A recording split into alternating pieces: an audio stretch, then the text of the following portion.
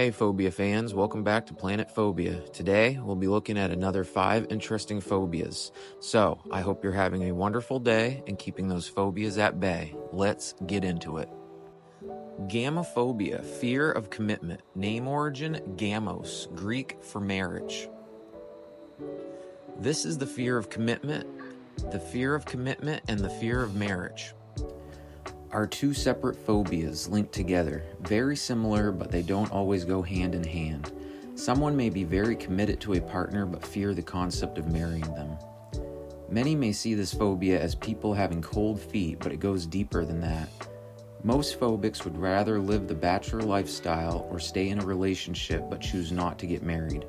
One source of this phobia is the idea of being tied down, yet another is the idea of forever fills them with anxiety. This is a difficult phobia to have if you're in a relationship with someone you really love.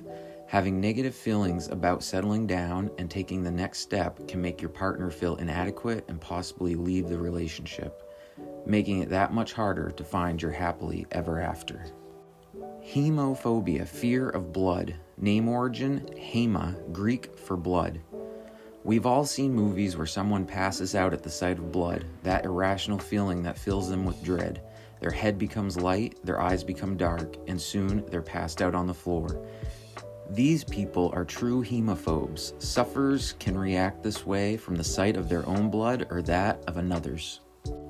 This phobia can often be traced to the field of medicine, and it's closely linked to blood, injections, needles, and death. Gory images and Halloween costumes with fake blood are triggers for this phobia. Most often, bleeding is a sign that something is wrong with the body. Even if it's a minor cut, phobics may believe the issue is much worse than it really is. Anxiety around germs and cleanliness plague these phobics, as phobics believe they will catch a disease transmitted through blood. This aversion to blood can include animal blood as well. Phobics will become pale, sometimes shake, and ultimately faint as the body's last-ditch attempt to stop the stress.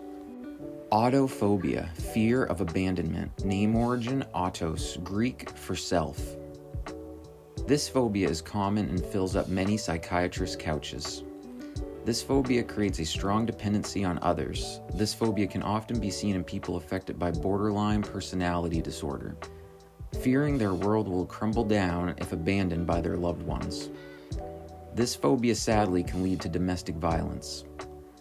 Common phrases spoken by phobics include, "I'll leave you before you leave me," "You love them more than you love me," or "You've never loved me," etc.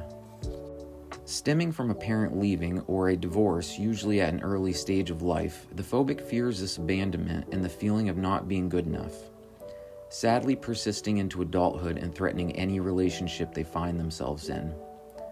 Believing new friends or partners will eventually leave and abandon them like a parent had done in the past.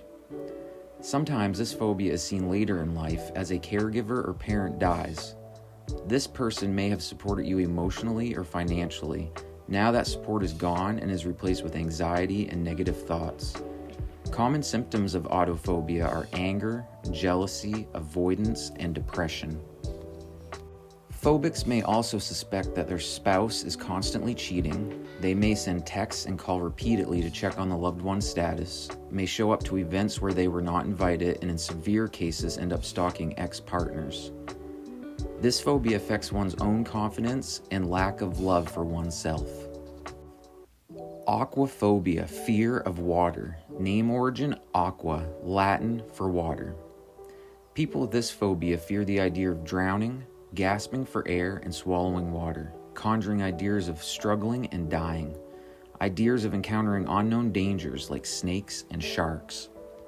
Phobics avoid swimming at all costs and do not approach bodies of water like the ocean, lakes, or even streams. Even water from the faucet running over their hands or heads can drive these phobics crazy. The fear of drowning is very rational, especially for those who cannot swim. But phobics will feel the same amount of fear for the ocean as they do a bathtub filled with water. Even just the image of a beach or lake can send phobics into a panic. Amazingly, over 19 million Americans suffer from specific phobias related to aquaphobia. Witnessing someone in danger in the water or having your own experience is a common cause of aquaphobia. It can be a learned condition, as being told in your youth to mind the water and be careful can lead to being overcautious. A parent who is afraid can often pass this to their child. This often affects people who do not live close to water and therefore are not used to it. Living in the desert your whole life, then taking a trip to the ocean may be too much to handle. The vastness, the loudness, the overall awe that is the ocean.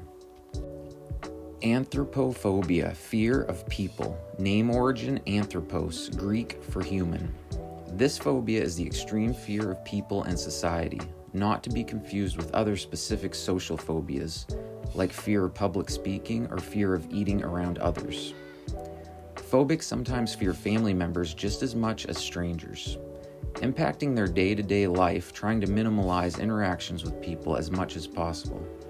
Most of us can feel antisocial at times, depending on the circumstance, our mood, or other behaviors. Phobics, however, will have such negative antisocial feelings it can impact them physically. Trying to avoid social situations at all costs, feeling panic when interacting and meeting people, suffering from anticipatory anxiety days before any planned outing. The panic is so great, the phobic can have an increased heart rate, become sweaty, have trouble swallowing, and even feel as though they are being choked. Let's explore the term misanthrope. Coming from the Greek misanthropos, meaning hating mankind, famous French playwright Molière wrote a satiric comedy in 1666 named Les Misanthropes. In this, a bitter critic on society chooses exile over living a life with other people. Famous historical misanthropes include Friedrich Nietzsche and Charles Dickens' character Ebenezer Scrooge. This word comes from many English words that start with mis, derived from Greek misene, meaning to hate. One modern example of this is misogynist. Hopefully we have shined some light on the interesting conditions affecting us as humans. Thank you for watching. I hope you enjoyed the video. Please subscribe, and we'll see you next time.